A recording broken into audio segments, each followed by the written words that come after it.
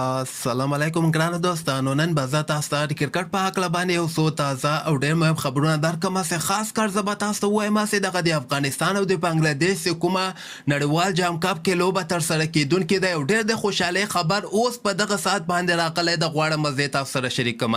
د دې علاوه به زه تاسو ته د هندوستان مشهوره تبصره کوونکی لوبغاړی هم تېر شوی ده، دغه بیا د افغانستان ټیم په هکله باندې څه ویلي دي، او سبا ته په T20 ورلډ کپ کې شپږ لوبې ترسره کیدونکې دي. مهم معلومات در سره شریکوم. ویډیو تر اخره پورې وګورئ، په هر څه به تاسو پوه شئ.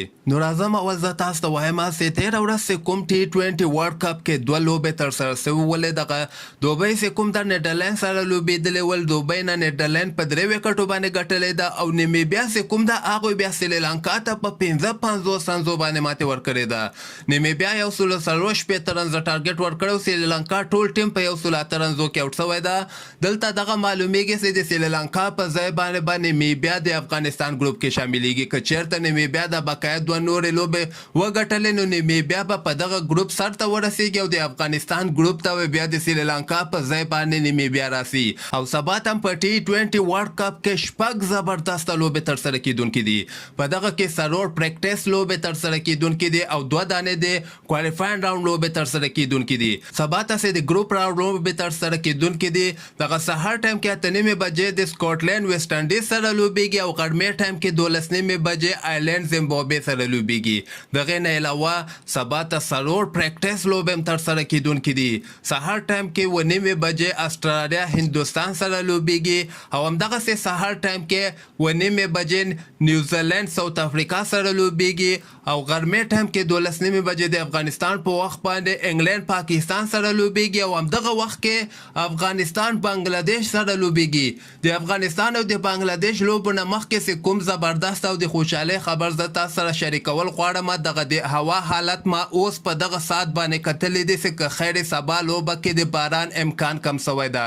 سبا ته لږ معمولي غوندې تقریبا 60% چانس د کوم وخت کې چې د افغانستان لوبه شروع کیږي. بقایا نور کوم وخت کې یعنی غرمې ټایم کې دغه لوبه ترسره کیدونکې ده. په دغسې وخت کې د هوا حالت سم شوی ده، او که خیر سبا ته امکان نشته، یعنی صرف 10% چانس ده چې سبا لوبه کې باران وسي. نور بقایا اوس ما په دغه ساعت باندې د استرالیا د برسبن حالت کتلی دی، که خیر سبا ته امکان کم شوی ده چې په دغه لوبه کې باران وسي. او دې نه علاوه به زه تاسو ته د هندوستان پخوانی لوبغاړی آکاش چوپړا چې کوم د په کرکټ باندې تبصرې کوي، دی بیا د افغانستان ټیم په هکله باندې داسې ویلي دي چې افغانستان ټیم داسې ټیم ده چې ډېر کم وخت کې په شراوریزو لوبو کې یو نوم جوړ کړی ده. په دغه T20 ورلډ کپ کې به د استرالیا پیچونو باندې د افغانستان بیټسمنانو لپاره غټ چیلنج ده، خو بیا هم افغانستان ته وایي که تاسو وګورئ ډېر کم وخت کې پرمختګ کړی او د نړۍ یو منل شوی ټیم حسابیږي. او موږ امید لرو چې افغانستان به یعنی په دغه T20 ورلډ کپ کې هم ښې لوبې ترسره کړي، او د استرالیا او د انګلند غوندې ټیم سره به دوی دومره په اسانۍ سره به ورته وایي لوبه ونه بایلي او د ګټلو کوشش به کوي. او داسې ښکاري چې د دوی دغه بیټسمنان که لږ غوندې خواري وکړي، نو د نړۍ هر یو ټیم ته دوی ماتې ورکولی شي. او بل به زه تاسو ته د افغانستان دغه یو عکس نشر شوی ده. زینب عباس نومیږي، دغه د پاکستان یو ډېره مشهوره جرنالیست ده، په کرکټ باندې تبصرې کوي. دی بیا خپله رشید خان ته ویلي دي چې ما سره عکس وباسه، او دغه عکس رشید خان ورسره باسلی ده. دغه ډېر زیات وایرل شوی، ډېر زیاتو خلکو کتلی ده او همدغسې خوښ کړی هم ده. نو ماشاءالله رشید خان په هر چېرته چې ځي دغه مشهوره جرنالیستان یا هر څوک د کرکټ مینوال دغه ورسره د عکس باسلو خواهش ښکاره کوي.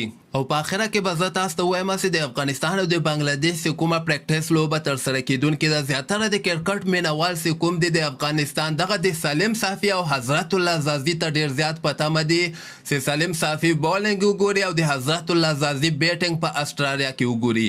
نو همدغسې تازه خبرو لپاره تاسو دغه چینل هم در سره سبسکرایب کولی شئ.